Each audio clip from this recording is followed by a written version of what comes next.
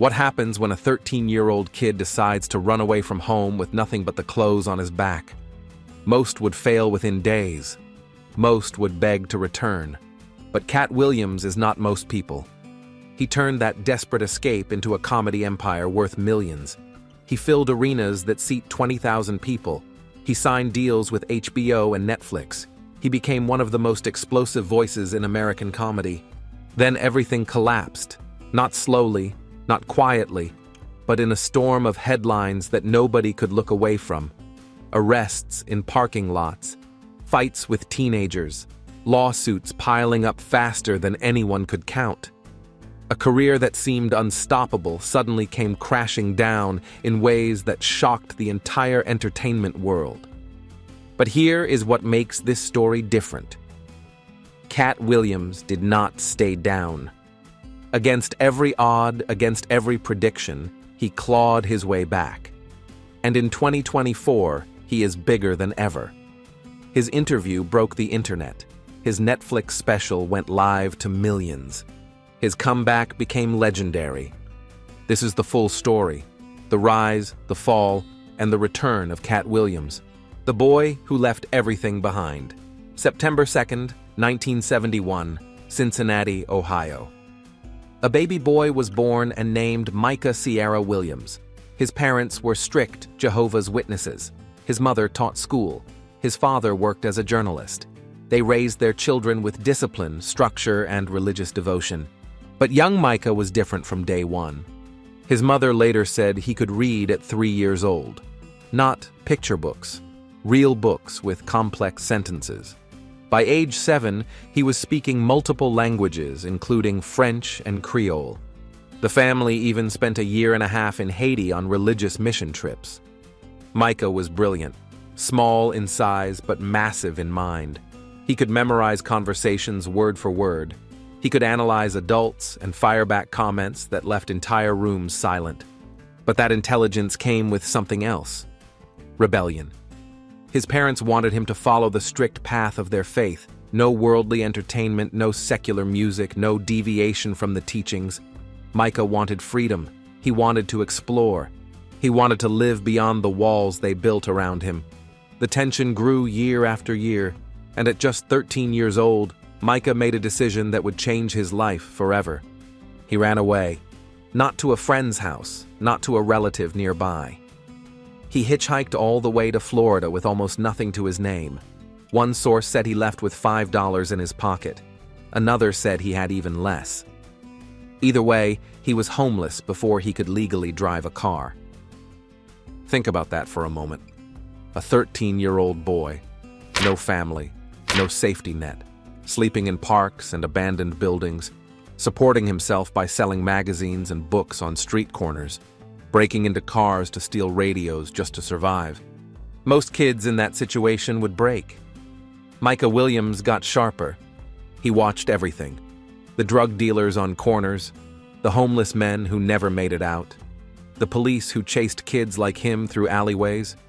The entire underbelly of America became his classroom, and he learned lessons no school could teach. But most importantly, he discovered his weapon: words. At 13, while living in Florida, Micah walked into a small comedy club. It was amateur night. The club owner announced that whoever got the biggest laughs would win $25. $25. That was food for a week. That was survival. Micah signed up. A tiny kid who looked even younger than his age stepped onto a stage in front of drunk adults who did not expect anything. Then he opened his mouth. The room exploded. His timing was perfect. His observations were razor sharp. He talked about things he had seen on the streets with a perspective that nobody else had. And when he walked off that stage, he held $25 in his hand. More importantly, he realized something powerful. His voice could feed him. His mind could make people laugh. And laughter could turn into money. From that moment, Micah Sierra Williams became Katt Williams. Well, not exactly. The name came later. But the comedian was born that night. For the next several years, Katt performed anywhere that would let him on stage. Dive bars, small clubs, open mics in cities across America. He slept in his car when he had one. He slept on couches when he knew someone. He slept in alleys when he had nothing. But he never stopped performing. By his late teens, Katt was no longer just surviving. He was thriving. Club owners started asking him back. Audiences started remembering his name. Other comedians started noticing the small guy with messy hair who destroyed every room he entered. And then came his first big break. In 1999, Katt Williams appeared on BET's Comic View. For those who do not know, Comic View was the launching pad for black comedy legends. Steve Harvey got his start there. Cedric the Entertainer, D.L. Hewley. The show was a proving ground. If you could make that audience laugh, you had a future. Katt stepped onto that stage and tore it apart. He wore a hat and called himself Cat in the Hat, a playful twist that almost got him sued by Dr. Seuss later. His set lasted only 6 minutes. But in those 6 minutes, he showed America something they had never seen before. His delivery was like rapid-fire bullets. His perspective came from the streets, but his intelligence was undeniable. He talked about weed, politics, poverty, and power with a sharpness that felt both hilarious and dangerous. The ratings for that episode jumped nearly 20%. Bet brought him back again and again. And suddenly, Katt Williams was no longer an unknown kid performing in dive bars. He was a name. Hollywood noticed. Money Mike and mainstream success. In 2002, Ice Cube was casting for the third movie in his Friday series, Friday After Next. He needed someone to play Money Mike, a small-time pimp with big-time energy, someone who could steal scenes without trying, someone who could turn a supporting role into a memorable performance. Ice Cube found Katt Williams. Money. Mike had less than 30 minutes of total screen time in the film. But when Friday After Next hit theaters and made $33 million, audiences were not talking about Ice Cube. They were not talking about Mike Epps. They were talking about the little man in the flashy suit who walked like he owned every room he entered. Katt Williams had arrived. More roles followed. He appeared on Nick Cannon's Wild 'N Out, where his improvisation skills made him a fan favorite. He voiced a pimp named Slickback on The Boondocks, a character that became iconic in animation. He appeared in films like Norbit, First Sunday, and Scary Movie 5. But his true power was still on stage, and in 2006, HBO gave him the opportunity of a lifetime. August 16, 2006. HBO aired Katt Williams, The Pimp Chronicles, Part 1. This was not just another comedy special. This was Katt's coronation. HBO was the gold standard. Only the biggest names got their own specials. Chris Rock, George Carlin, Dave Chappelle, and now, Katt Williams. He walked onto that stage in a green velvet suit that looked like it cost more than most people's rent. His hair was wild. His jewelry was blinding. His confidence was absolute. And for 90 minutes, he owned America. He talked about weed getting stronger every 2 weeks. He talked about pimps and politics. He talked about being short and using it to his advantage. Every joke landed, every callback hit. Every story felt like it came from a place of lived experience. The special became legendary. Ratings jumped 40%. Clips went viral across early internet culture. His bit about the green carpet became a national meme that people still reference today. After that night, Katt Williams was no longer just a comedian. He was a phenomenon. What followed was pure domination. In 2007, Katt released American Hustle. It was an independent DVD. No major studio backing, no massive marketing campaign. Just Katt Williams doing stand-up. It sold over 1 million copies. Platinum, an achievement that even veteran comedians rarely reach. Katt did it on his own terms. A year later, he released It's Pimpin' Pimpin', his second HBO special. Another massive success. By this point, Katt was selling out arenas across the country. His tour brought in $20 to $25 million. His nightly pay reached $50,000 to $70,000 per show. Only Chris Rock and Dane Cook were making more money in stand-up comedy at the time. Katt Williams had officially entered the top tier. He performed on Netflix. He toured the world. He was offered roles in Hollywood films. He became one of the most recognizable faces in entertainment. Everything he touched turned to gold. But success this big often comes with a price. And for Katt Williams, that price was about to become unbearable. The first cracks, November 9th, 2008, Atlanta, Georgia. Katt had just finished a show at the Fox Theater. He went to a steakhouse called Joanne's for dinner. Just a normal night after a performance. But 45 minutes after he sat down, the restaurant erupted into chaos. A man named Marion Powers claimed Katt grabbed a liquor bottle and smashed it into him, causing injuries that required hospitalization. Powers filed a lawsuit demanding $3.6 million. Katt's side told a completely different story. 5 witnesses said Powers approached Katt's table uninvited, that he insulted Katt repeatedly, that he mocked his career and even brought up his family, that he touched Katt's shirt first, triggering the confrontation. The case was complicated, no clear video, conflicting stories, a he-said situation that ended with Katt being banned from certain venues in Atlanta while the case was processed. Katt did not fight back publicly. He did not hold press conferences. He simply said one sentence to TMZ, "Someone wants to push me over the edge." That sentence turned out to be prophetic, because the cracks had started to show, and what came next would shatter everything. The late 2000s and early 2000s became a blur of headlines. Katt was arrested in Seattle after a dispute at a bar. He was arrested in California after allegedly riding a 3-wheeled motorbike onto a sidewalk and leading police on a chase. He was arrested in Los Angeles on child endangerment charges that were later dropped. Shows were canceled. Venues refused to book him. Fans who once worshipped him started questioning what was happening. But the worst was yet to come. In 2012, Katt was sued by his own bodyguard. Noel Power Hollingsworth claimed he was assaulted by members of Katt's team inside a garage and that Katt was present but did not intervene. Noel demanded $5 million. That same year, Katt was sued by his personal assistant, Melissa Ishmael. She claimed she was physically harmed during an altercation in a hotel room. Medical records showed injuries. The case settled privately for an estimated $250,000 to $300,000.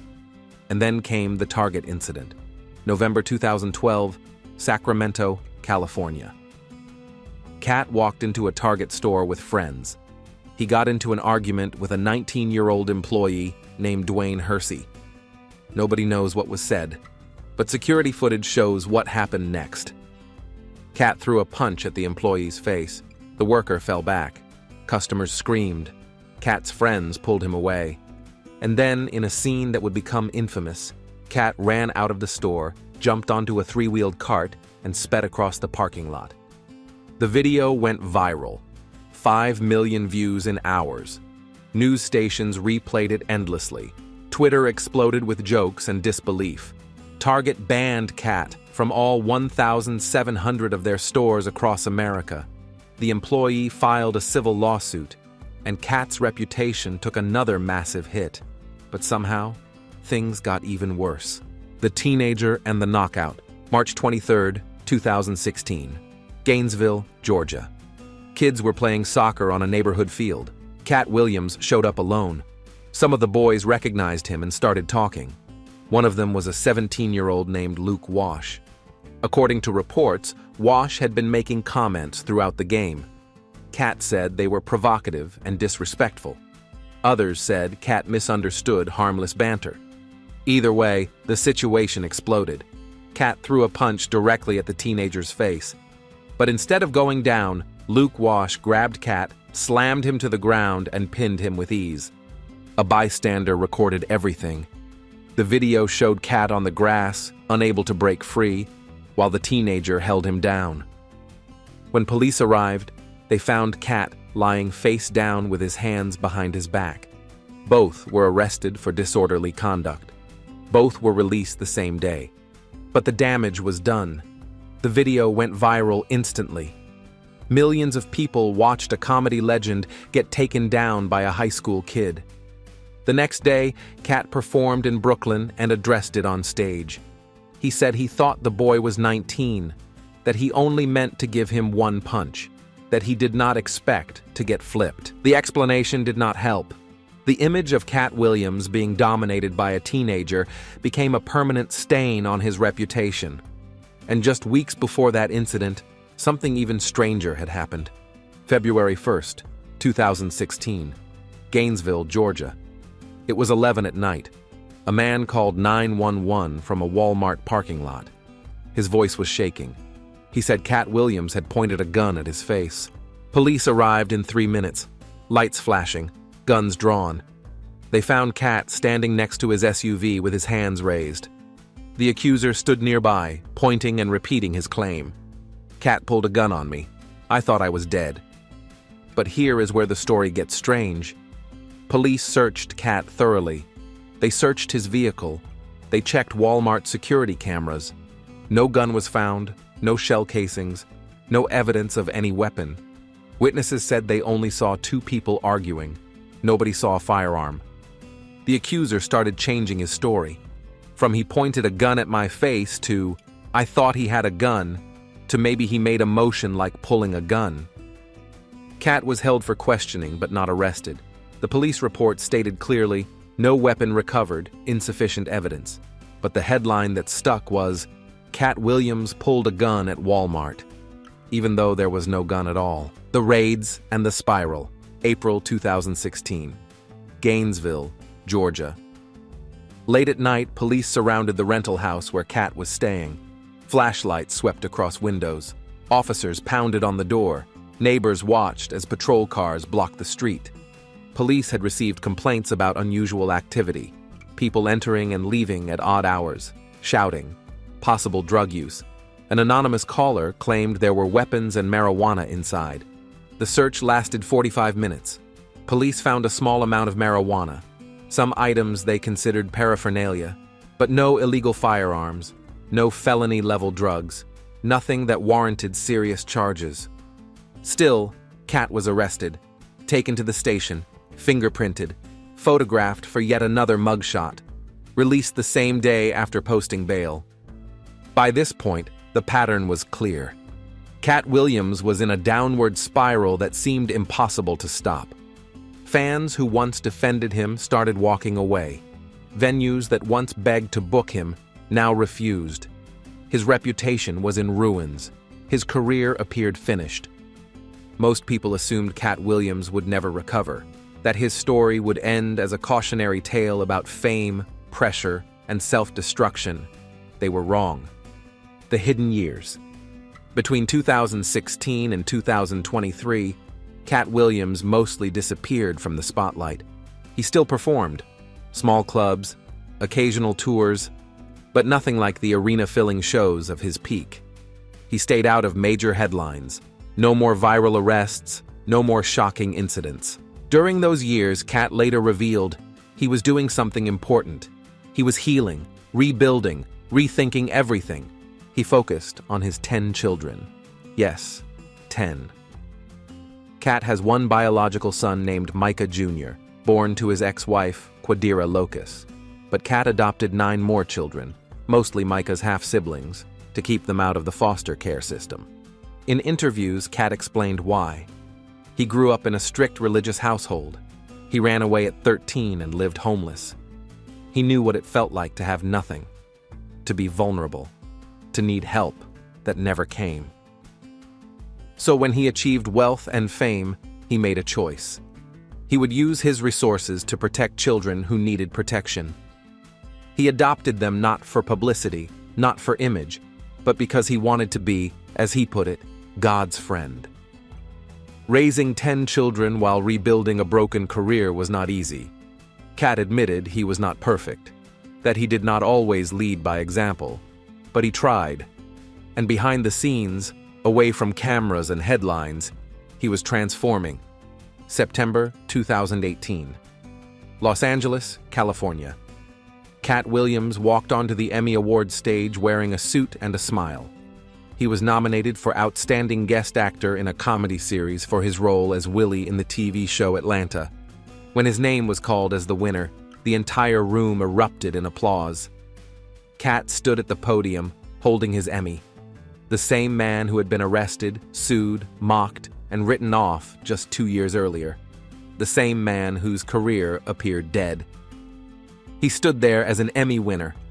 In his speech, he thanked Donald Glover, the creator of Atlanta, for giving him the opportunity. He thanked the cast and crew. And he reminded the world that he was still here, that Emmy was more than an award. It was proof that talent does not die just because reputation, that second chances are real, that redemption is possible. January 3rd, 2024. Shannon Sharpe, the former NFL star turned podcaster, released an interview with Katt Williams on his show Club Shay Shay. Nobody expected what happened next. For nearly 3 hours, Katt spoke with a level of honesty that shocked the entertainment world. He talked about other comedians. He called out people he believed had lied about their careers. He revealed secrets about the industry. He defended his own reputation with facts, dates, and receipts. The internet exploded. The interview was viewed over 60 million times in the first few weeks. It became the most talked about podcast episode of the year. Memes flooded social media. Other celebrities responded. Entire news segments were dedicated to analyzing what Katt said. People who had forgotten about him suddenly remembered why they loved him in the first place. His intelligence, his fearlessness, his refusal to back down. Katt Williams was back. Not just back, bigger than ever. May 4th, 2024. Netflix aired Katt Williams, Woke Folk live from the YouTube Theater in Inglewood, California. This was only the second live stand-up special Netflix had ever done. The first was Chris Rock. The second was Katt Williams. Katt took the stage in front of thousands of people and millions watching at home. He wore gold jewelry. He commanded the room with the same energy he had in 2006. And for 90 minutes, he reminded the world why he is a legend. He talked about race, politics, and culture with his signature rapid-fire delivery. He showed video clips to support his points. He made the audience laugh so hard some people were in tears. Reviews were mixed. Some said it was his best work in years. Others said it felt more like a motivational speech than a comedy special. But one thing was undeniable. Katt Williams was still one of the most compelling performers alive. By the end of 2024, he announced a new tour called Heaven on Earth. Arenas started selling out again. Young fans who had only heard stories were now buying tickets. Old fans who had written him off came back. The comeback was complete. The man behind the madness. Before we talk about lessons, we need to understand something important about Katt Williams. The chaos was never random. In multiple interviews over the years, Katt has spoken about his IQ. He claims to have tested at genius level. Whether that number is accurate or not, one thing is clear. Katt Williams is extremely intelligent. He speaks multiple languages fluently. He reads constantly. He studies history, politics, and philosophy. His comedy is not just jokes. It is social commentary wrapped in humor. Every bit he performs contains layers that most comedians cannot even attempt. But intelligence without emotional balance can be dangerous. Katt has admitted in interviews that he struggles with controlling his reactions, that when he feels disrespected, his first instinct is to respond immediately, that the same quick mind that makes him brilliant on stage also makes him explosive in confrontation. He also revealed something else that many people did not know. Throughout his entire career, Katt never drank alcohol. He never smoked cigarettes. The only substance he used was marijuana, which he has always been open about. So the arrests, the fights, the incidents were not the result of a drunk man losing control. They were the result of a sober man making conscious choices in moments of extreme pressure. That makes his story even more complicated. Was Katt targeted because of his success? Was he set up by people who wanted to see him fall? Or did he simply lack the self-control needed to navigate fame at the highest level? The truth is probably somewhere in the middle. Some situations were clearly blown out of proportion. The Walmart gun incident where no gun existed is one example. But other situations, like punching a teenager on a soccer field, cannot be blamed on anyone but himself. Katt has never claimed to be perfect. In fact, he has openly admitted his mistakes, but he has also refused to let those mistakes define him permanently. And that refusal is what separates him from others who fell and never got back up. The industry that tried to erase him.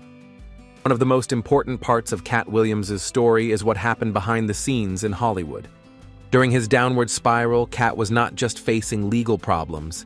He was being blacklisted. Venues refused to book him. Promoters canceled shows. Networks stopped calling.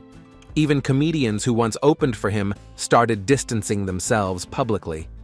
In the Club Shay Shay interview, Katt addressed this directly. He talked about how certain powerful people in the entertainment industry wanted him gone. Not just off stages, but completely erased from the conversation. Why would they want that? According to Katt, it was because he refused to play the game. He would not compromise his values for roles. He would not stay quiet when he saw injustice. He would not bow down to people who thought their power made them untouchable. Whether you believe his version or not, the pattern is undeniable. Katt Williams went from selling out arenas to being virtually unemployable in just a few years. That does not happen by accident. But here is what makes his comeback even more remarkable. He did not need Hollywood's permission to return. He built his success on his own terms. Independent shows, direct-to-consumer content, social media. By the time Netflix came calling, Katt had already proven he could sell tickets without them. That independence is what saved him. Because when the industry tried to erase him, he had built a foundation they could not touch. His fans, his reputation as a live performer, his undeniable talent. So what can we learn from the story of Katt Williams? First, talent is not enough. Katt was always brilliant.